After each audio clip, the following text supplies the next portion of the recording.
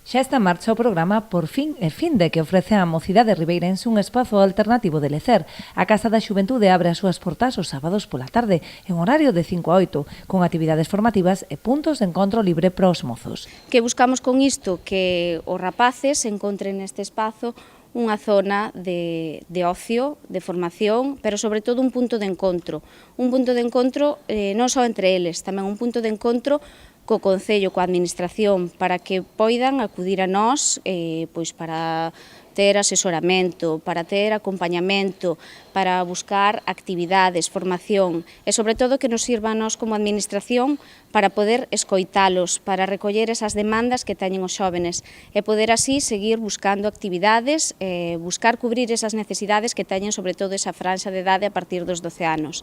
Entre as actividades previstas destacan obradoiros creativos, torneos deportivos e de xogos, concertos ou propostas formativas vinculadas ao monitorado de ocio e tempo libre, como o curso que xa está en marcha dende o pasado sábado. A mocidade, pois, hai pouco reuniuse en varios locais, entre eles a Casa da Xuventude, e nos fixou a proposta de que necesitaban un espazo para cando fai mal tempo, para cando chove, onde reunirse, onde estar. Eles van a facer propostas de actividades, pero nós quixemos ahora contratar a profesionais ca puntualización de que todos son de Ribeira e para que tamén teñan contido.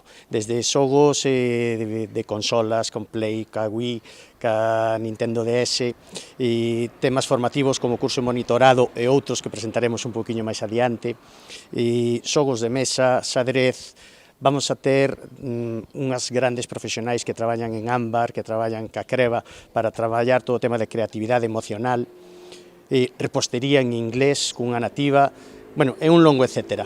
O uso deste espazo é de balde e sen inscrición previa. Ademais do programa xa deseñado, os mozos poden facer as súas suxestións incorporando novas propostas a este proxecto, que busca promover a dinamización xuvenil no municipio a través dun ocio saudable que contribúa ademais á prevención de condutas de risco.